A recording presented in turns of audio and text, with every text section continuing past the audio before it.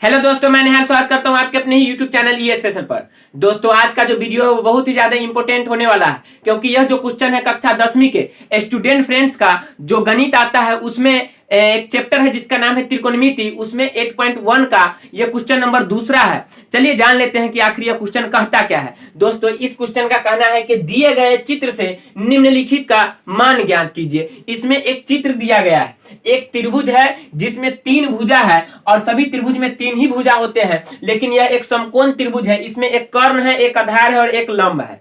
ठीक है, क्योंकि इसमें एक कोण जो है वह थीटा है। थीटा के सामने वाली भुजा को हम लोग लंब बोलते हैं, और जो उसके बगल में होती है और छोटी होती है उसे क्या कहते हैं? आधार कहते हैं। और जो सबसे बड़ी वाली भुजा होती है उसे हम क्या बोलते हैं? कर्ण बोलते हैं। चलिए जान लेते हैं कि क्वेश्चन क्या करना है कि tan थीटा का मान निकालना है और cos c का मान निकालना है। tan थीटा का फॉर्मूला होता है P/b। अब हमें यह नहीं पता चल रहा है आखिर यह P आएगा कहां से। दोस्तों, मैं एक आपको ट्रिक बताता हूं। किसी भी क्वेश्चन को बनाने के लिए आपको 3 चीज की जरूरत पड़ेगी, P, B और H का। तो P आप कैसे निकालिएगा, B कैसे निकालिएगा और H कैसे निकालिएगा? जहां से पूछे उसके सामने वाली भुजा को ही हम P बोलेंगे। जो सामने वाली भुजा होगी उसको हम क्या बोलेंगे? P बोलेंगे। और जो बगल वाली भुजा होगी उसे हम क्या बोलेंगे? तो B बोलेंगे। बगल वाली भुजा को क्या बोलेंगे? B बोलेंगे। और जो सबसे बड़ी वाली भुजा होगा, जो सबसे बड़ी वाली भुजा होगा उसे हम क्या बोलेंगे? तो उसे H बोलेंगे। अब चलिए सूत्र लिख दिए हैं कि tan थीटा बराबर P/b। अब थीटा कहां पे है हमें यह देखना होगा। थीटा है C पे। कहां पे है? C पे है। तो हमने क्या लिखा है? P क्या होता है? थीटा के सामने वाली भुजा। तो थीटा के तो बगल में एक ये BC भुजा है और यह एक AC भुजा है, लेकिन सामने की अगर बात करें तो एक AB भुजा है।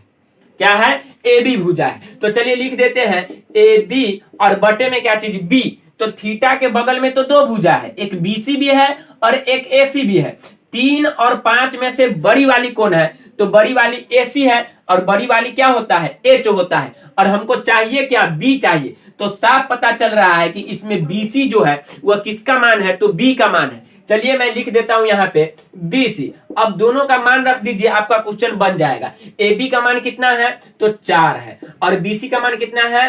3 है। यह आपका आंसर हो गया एक क्वेश्चन का। अगला क्वेश्चन का आता है cos C। C पे अभी हमको देखना नहीं है। cos का फॉर्मूला क्या होता है? तो B/H होता है।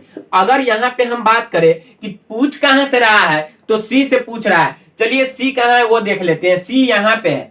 अब पूछ रहा है क्या चीज? B/H, यानी B किसे कहते हैं? जो बगल में होती है। तो बगल में कौन कौन है? एक BC है और एक क्या है? AC है। एंगल C के बगल में एक BC है और एक AC है। बड़ी वाली को तो हम लेंगे नहीं, क्योंकि बड़ी वाली कर्ण यानी H का मान होता है। तो छोटा वाला कौन है? छोटी वाली हो गया आपका BC। तो BC का मान कितना दिए हुआ है? BC का मान है 3। उससे पहले मैं उसका नाम लिख देता हूं कि BC भुजा जो है वह B है। किस चीज के लिए?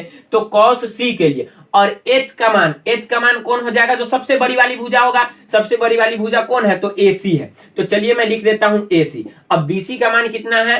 3। AC का मान कितना है? तो 5। यह आपका हो गया आंसर। यह था क्या चीज? क्वेश्चन नंबर 2 का सॉल्यूशन, बहुत ही आसान भाषा में। अगर आपको आगे भी सॉल्यूशन चाहिए तो इस चैनल को सब्सक्राइब कर लीजिए और अपने दोस्तों में शेयर कीजिए, ताकि वो भी इस वीडियो से लाभ उठा सके। वीडियो देखने के लिए धन्यवाद।